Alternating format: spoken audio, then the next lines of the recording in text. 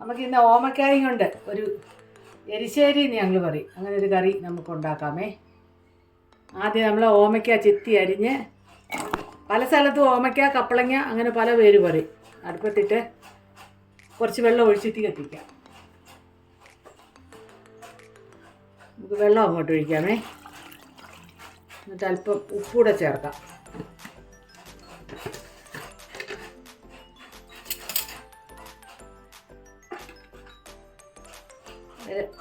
അര ടീസ്പൂൺ ഉപ്പ് അങ്ങോട്ട് ചേർക്കാം.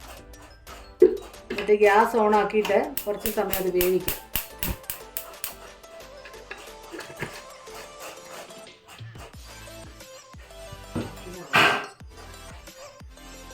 ഇനി നമുക്ക് അടച്ചു വെച്ച് കുറച്ച് സമയം വേവിക്കാൻ വെക്കാം. ഇതിനിടയ്ക്ക് നമുക്ക് ഇതിനുള്ള അരപ്പ് എടുക്കാം, അരയ്ക്കാനുള്ളത്.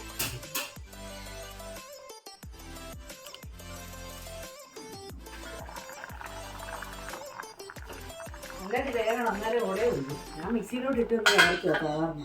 ഇവിടെ വെന്തുകൊണ്ടിരിക്കുകയാണ് ഓമയ്ക്ക, ഇവിടെ വെന്തുകൊണ്ടിരിക്കുന്നത്. ഉച്ചയോടെ വേഗണം, അതൊന്ന് ഉടയാൻ വേണ്ടി നല്ലതായിട്ട് വേഗണം. അതിനുള്ള അരപ്പ് വേണ്ടി ഇതാണ്: 2 പച്ചമുളക്, ഒരു 1/4 ടീസ്പൂൺ ജീരകം, ഒരു 3-4 വെളുത്തുള്ളി, കുറച്ച് കൊച്ചുള്ളി. ഇത്ര നമുക്ക് അരച്ചെടുക്കാം.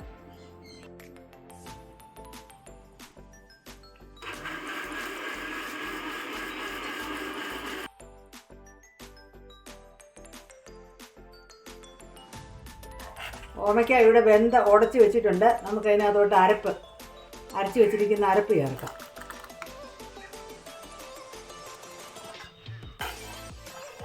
ഗ്യാസ് ഓണാക്കിയിട്ടുണ്ട്.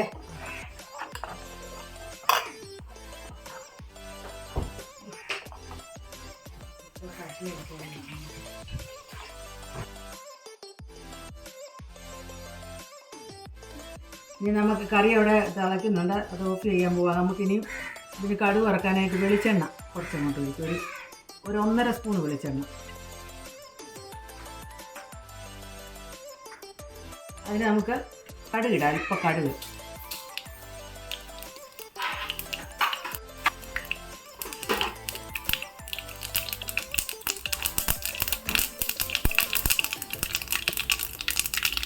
അതിൻ്റെ കൂടെ തന്നെ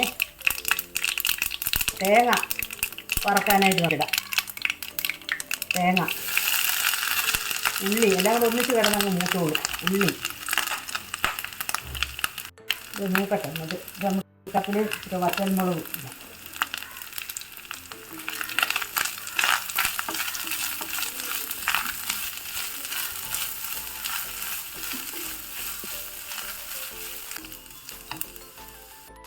വറ്റൽമുളക് ഇടാം. അത് കിടന്നതിൻ്റെ കൂടെ മൂത്തോട്ടെ.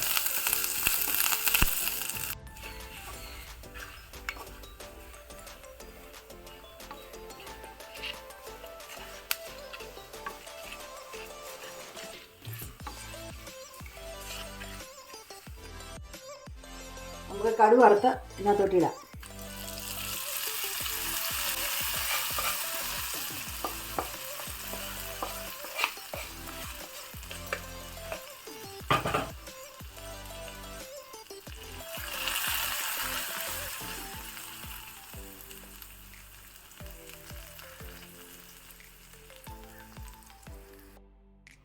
രുചികരമായ ഓമയ്ക്ക എരിശ്ശേരി റെഡി ആയിട്ടുണ്ട്. ഇത് ചോറിനകത്ത് കഴിക്കാനായിട്ട് വളരെ ടേസ്റ്റാണ്. ഇതൊരു വെറൈറ്റി കറിയാണ്. എല്ലാവരും ഇതൊന്ന് ഉണ്ടാക്കി നോക്കണേ. വീണ്ടും ഒരു വീഡിയോയുമായിട്ട് കാണുന്നിടം വരെ ബായ്.